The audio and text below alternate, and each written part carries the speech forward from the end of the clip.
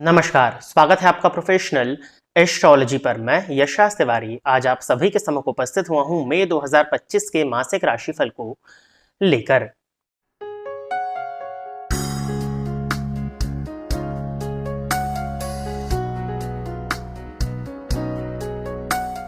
इस राशिफल के कार्यक्रम में हम चर्चा करने जा रहे हैं कि आपका ये मंथ कैसा जाने वाला है, आपका करियर ग्रोथ कैसा होगा, धन की स्थिति आपके लिए इस मंथ में कैसी होने वाली है, आपकी शिक्षा, आपका स्वास्थ्य, आपका दाम्पत्य जीवन, अविवाहितों के लिए ये मंथ किन उपलब्धियों को लेकर के आ रहा है, साथ ही साथ आपके व्यापार की क्या स्थिति इस मंथ में होने वाली है। यानी कि जीवन के विभिन्न पहलुओं पर आज के इस राशिफल के कार्यक्रम में हम चर्चा करने जा रहे हैं।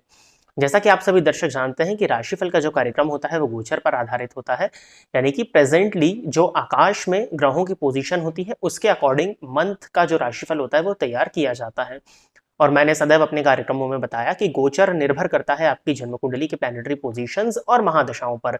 यदि आपकी जन्म कुंडली की प्लैनेटरी पोजीशंस और दशाएं इत्यादि अच्छी चल रही हैं तो बुरा गोचर भी आपके लिए बहुत ज्यादा बुरा करके नहीं जाता है, और अगर अच्छी दशाएं नहीं चल रही हैं तो सामान्य सा दिखाई देने वाला गोचर भी आपके लिए कई बार बुरा परिणाम आपको दे जाता है। यदि आप अपनी जन्म कुंडली का अध्ययन कराना चाहते हैं तो इस वीडियो में जो नंबर्स फ्लैश हो रहे हैं उन पर संपर्क करके आप व्हाट्सएप के माध्यम से अपॉइंटमेंट लेकर के अपनी जन्म कुंडली का अध्ययन करा सकते हैं। अब सबसे पहले तो मैं आपको इस मंथ में जो ग्रहों का गोचर परिवर्तन होने वाला है उस विषय में अवगत करा देता हूं। तो हर मंथ की तरह इस मंथ भी सूर्य 15 मई को अपनी उच्च राशि मेष राशि को छोड़कर के वृषभ राशि में प्रवेश कर जाएंगे।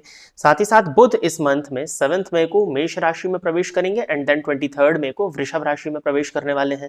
साथ ही साथ शुक्र इस मंथ के लास्ट में 31 मई को मीन राशि को छोड़कर के अपनी उच्च राशि को छोड़कर के मेष राशि में प्रवेश करने वाले हैं। और इस मंथ में दो बड़े ग्रहों का राशि परिवर्तन हो रहा है। गुरु राशि परिवर्तन करेंगे 14 मई को और ये वृषभ राशि को छोड़कर के मिथुन राशि में प्रवेश करेंगे। साथ ही साथ राहु केतु 18 मई को राशि परिवर्तन करने वाले हैं। राहु मीन राशि को छोड़कर के वक्री गति से कुंभ राशि में प्रवेश करेंगे और साथ ही साथ केतु कन्या राशि को छोड़कर के वक्री गति से सिंह राशि में प्रवेश करने जा रहे हैं। इस मंथ का राशिफल का कार्यक्रम जो आप सुनने जा रहे हैं, इस राशिफल के कार्यक्रम में हमने गुरु, राहु और केतु के विषय में चर्चा नहीं करी है। उसके पीछे रीजन ये है कि गुरु, राहु और केतु के राशि परिवर्तन को लेकर के मैं डेडिकेटेड एक अलग से वीडियो लेकर के उपस्थित होने का प्रयत्न आप सभी के सम्मुख करूंगा। साथ ही साथ शुक्र का गोचर 31 मई को चेंज होने वाला है, तो जो कि इस मंथ के लिए कोई बहुत ज्यादा इंपॉर्टेंस नहीं रखता है, तो वो हम जून के राशिफल में चर्चा करेंगे। आज का जो राशिफल का कार्यक्रम होने वाला है वो मेनली दो ग्रहों के गोचर परिवर्तन के आधार पर होने वाला है। एक है सूर्य जो कि 15 मई को अपनी मेष राशि को छोड़कर के वृषभ में जाएंगे, और बुध का परिवर्तन इस मंथ में दो बार है, 7 मई को एंड देन 23 मई को। तो इन्हीं ग्रहों के गोचर के आधार पर आज का राशिफल का कार्यक्रम आप सुनने जा रहे हैं। स्क्रीन पर भी आपको ग्रहों की गोचर की पोजीशन देखने में मिल जाएगी। यदि आप इस कार्यक्रम को देखते हैं और इस कार्यक्रम के माध्यम से आपका कुछ भी लाभ होता है तो आप इस वीडियो को लाइक करें, साथ ही साथ इस चैनल को सब्सक्राइब करें ताकि इन फ्यूचर जो भी कंटेंट मेरे द्वारा इस चैनल पर अपलोड किया जाता है उसका नोटिफिकेशन आपको मिलता रहे। यदि इस कार्यक्रम के माध्यम से आपका कुछ भी लाभ होता है तो आप इस वीडियो को ज्यादा से ज्यादा लोगों के साथ में शेयर करें ताकि और भी लोगों का लाभ हो और उसका माध्यम आप सभी दर्शक बने। आइए अब हम चर्चा प्रारंभ करते हैं राशियों के क्रम में दूसरी राशि अर्थात वृषभ राशि के जातकों के लिए मई 2025 का ये मंथ क्या लेकर के आ रहा है। वृषभ राशि के जातकों के लिए देखा जाए तो उनके राशिपति शुक्र बनते हैं और वो पूरे ही मंथ 31 मई तक आपके लिए लाभ भाव में उच्च राशि में संचरण कर रहे हैं। तो ओवरऑल बताने की आवश्यकता है नहीं, पहले भी बताया था, ये आपके लिए अच्छा ही होने वाला है। रीजन क्या है उसके पीछे? राशि का लाभ स्थान में जाना आपके धनागमन के सोर्सेस को बढ़ाएगा, आपके इनकम के सोर्सेस को बढ़ाएगा, आपकी यात्राओं की स्थितियों को उत्पन्न करेगा और यात्रा के माध्यम से धन लाभ को प्रदर्शित करता है। 11वें भाव में उच्च राशि में बैठे हुए और वो शुक्र है। पंचम भाव को देखेंगे तो लव लाइफ में भी अच्छी स्थितियों को प्रदर्शित करता है। लव एंड रिलेशनशिप की शुरुआत हो सकती है, कोई नया पार्टनर आपकी लाइफ में इस मंथ में आ सकता है। ओवरऑल शुक्र आपके लिए 11th हाउस में जाकर के सभी चीजों को बैलेंस कर रहे हैं आपकी लाइफ में, और ये समय आपके लिए काफी ज्यादा फेवरेबल होने वाला है, चाहे वो हम इनकम के पॉइंट ऑफ व्यू से देखें चाहे लव एंड रिलेशनशिप के पॉइंट ऑफ व्यू से देखें। लेकिन यदि ये शुक्र क्योंकि राहु और शनि के साथ में, और यदि आप डायबिटिक हैं या आपका शुगर बॉर्डर लाइन पर रहता है तो आपको स्वास्थ्य से संबंधित परेशानी, मधुमेह का रोग इस मंथ में लग सकता है, तो आपको अपनी डाइट पर ध्यान देने की जरूरत इस मंथ में पड़ने वाली है। बाकी आपके लिए सूर्य के गोचर के विषय में यदि हम चर्चा करते हैं तो चतुर्थपति बने हुए सूर्य 12वें भाव में उच्च राशि में 15 मई तक संचरण कर रहे हैं। ये कोई बहुत ज्यादा अच्छा नहीं माना जाएगा। इसकी वजह से आपके और आपके पिता के बीच में संबंध कुछ हद तक खराब हो सकते हैं, पिता से कुछ हद तक दूरी होती हुई दिखाई दे रही है, या पिता के स्वास्थ्य में परेशानियां आ सकती हैं। आपको नेत्रजन्य रोग, नेत्रजन्य पीड़ा, आंखों से संबंधित परेशानियां हो सकती हैं। आपके मदर की हेल्थ में प्रॉब्लम, मदर की हड्डियों में, जोड़ों में दर्द की शिकायत आपको देखने में मिल सकती है। कहीं ना कहीं आपके मान सम्मान में कमी कमी हो सकती है, आपके चाल चलन में परिवर्तन हो सकता है, आपके धार्मिक कार्यों में रुकावट उत्पन्न हो सकती है। तो आपको सूर्य के 12वें में होने के चलते कुछ हद तक 15th में तक परेशानियां तो देखने में मिलने वाली है। इस पर आपको ध्यान देना है और इसके लिए मैं उपाय भी आपको इस राशिफल के एंड में बता दूंगा। सूर्य के 12वें में होने के चलते शत्रुहंता योग का जरूर निर्माण हो रहा है, क्योंकि सूर्य की दृष्टि षष्ठ स्थान पर है। तो कॉम्पिटिटिव एग्जाम में सफलता जरूरी आपको दिला सकती है, या डिपार्टमेंटल एग्जाम की वजह से प्रमोशन आपको मिल सकता है, बट हाँ बॉस के साथ में रिलेशन थोड़े उसकी वजह से बिगड़ सकते हैं, या बॉस आपके प्रमोशन की वजह से असंतुष्ट हो, इस बात की स्थितियां बनती हैं। आपके शत्रु स्वतः शांत हो जाएंगे और आपके शत्रु आपसे किसी भी तरह का बदला इत्यादि लेने का प्रयत्न इस मंथ में नहीं करने वाले हैं, स्पेशली 15 मई तक। तो इसको तो अच्छा माना जाएगा, क्योंकि सूर्य की दृष्टि षष्ठ पर है, तो आपके शत्रुओं को स्वतः ही जला देगी। माता पिता के स्वास्थ्य का ध्यान रखना है, अपनी हेल्थ का थोड़ा सा ध्यान देने की जरूरत आपको होगी। आंखों का अपव्यय करने से आपको इस मंथ में बचना चाहिए। 15 मई के बाद में सूर्य राशि परिवर्तन करके आप ही की राशि पर संचरण करना प्रारंभ कर देंगे। तो जब चतुर्थपति बने हुए सूर्य आपकी राशि पर जाएंगे और सुख के कारक शुक्र उच्च के होंगे, तो आपको हर तरह की सुख सुविधा इस मंथ के 15 के बाद में प्राप्त होने वाली है। कहीं ना कहीं सुख जो आपको अभी तक मिलते थे उनमें वृद्धि होती हुई दिखाई दे रही है। माता के स्वास्थ्य में भी जो कुछ हद तक परेशानियां थी उनमें कमी आएगी, हालांकि वो सूर्य शनि से दृष्ट होंगे, बट उसके बाद भी हड्डियों में जोड़ों में दर्द की शिकायत रहेगी। बाकी जो बड़ी प्रॉब्लम थी उसमें काफी हद तक कमी आ जाएगी। आपके आत्मविश्वास में वृद्धि होगी। आपके आत्मविश्वास की वजह से आप जीवन की सभी जंगों को इस मंथ में जीतते हुए दिखाई दे रहे हैं 15 मई के बाद में।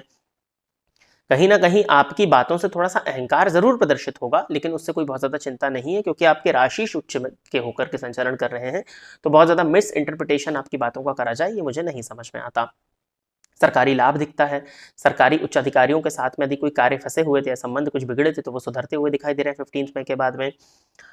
सरकार से जुड़ करके किसी भी तरह का टेंडर इत्यादि यदि आप लेना चाह रहे थे तो वो भी आपके लिए मिलता हुआ इस मंथ में दिखाई दे रहा है। ओवरऑल आपके सुख सुविधाओं में वृद्धि और सरकारी कार्य बनते हुए दिखाई दे रहे हैं। फर्नीचर से संबंधित यदि आपका व्यापार था तो उसमें भी आपको ग्रोथ देखने में मिलने वाली है। व्यापार में आपको धन का लाभ होगा, व्यापार के माध्यम से धनागमन होगा, परंतु यदि आपका व्यापार पार्टनरशिप में होता है तो कहीं ना कहीं आपके पार्टनर को आपका नेचर बहुत ज्यादा डोमिनेटिंग लग सकता है। कुछ हद तक होगा भी, लेकिन वो कुछ ज्यादा ही आपके नेचर को डोमिनेटिंग समझ सकते हैं और पार्टनर के साथ में आपके रिलेशंस इस मंथ में बिगड़ सकते हैं। तो इसका आपको थोड़ा सा ध्यान देना होगा।